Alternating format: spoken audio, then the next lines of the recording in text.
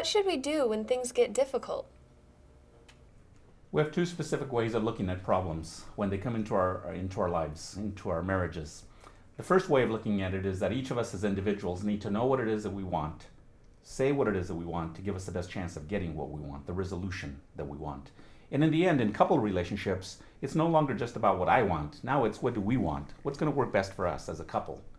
And so it takes those skills. We each are responsible personally for speaking up for what we need and want, listening and caring for what the other person is saying, and then finding some solutions that work. And that's where the nitty-gritty is. Bottom line on cooperating, which is the attitude, negotiating is the skill, and then the nitty-gritty of it is that what am I willing to do in order to get what I want? Because through negotiating for what I want a good deal for me and I want a good deal for her. So what can we do? And let's keep talking and listening, arguing a little bit if that's what's necessary until we each find a solution that will work for both of us. That's the ultimate goal. So that's one way that we solve problems, by talking, listening, and cooperating. The other way that we solve problems is first identifying what the problem is, and then, very important step, identifying what is the result we want. We can talk about problems and it won't go anywhere. It gets worse.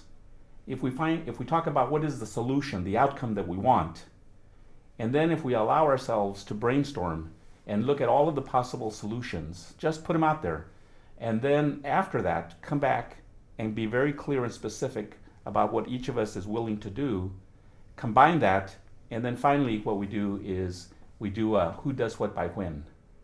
The finding the solution ultimately requires that we are responsible for identifying what I'm willing to do, when I'm going to do it, and how I'm going to do it. Who does what by when, and that we each do that, and ultimately then get back together and see if it worked, if it helped us. If it did, great, awesome, hugs and kisses.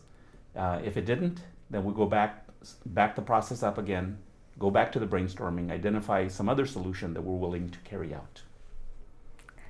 Many times we see couples getting into conflict because of their differences. So one of the things that we say is really know who you are, with all the things that you bring, and how comfortable you feel with yourself. Because for us, it's not a matter of having the right partner. It's really a matter of being the right partner, with that attitude of bringing something good to our relationship. The next thing would be to look at who your partner is and what does he or she bring to the relationship, with all the beautiful things that they may bring from their family, their history, their culture, as well as with their challenges and their shortcomings. The important thing is, how are we going to make these basically two different worlds mix together and form one relationship? So a key part of that is to be able to see the other person for who they are without wanting to change them. A big roadblock for a lot of marriages is, I want my partner to be different, so I'm going to do whatever it takes to change him or change her. And that's where we see a lot of conflict start, because bottom line, who wants to change who they are? So what we suggest is be able to see yourself for who you are and accept yourself for who you are. Be able to see your partner for who he or she is. And then learn how to live together. Some of those differences you may have to tolerate, and most of the times it would be great if you can learn to appreciate those differences and grow out of them. Because bottom line, being different doesn't mean you're better or worse. It just means you can make your world more whole.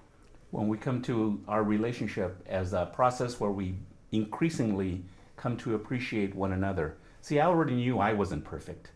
And then in a relationship, I found out my partner's not perfect.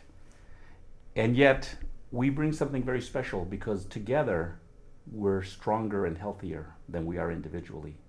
And so we come to not only tolerate, we come to really appreciate one another.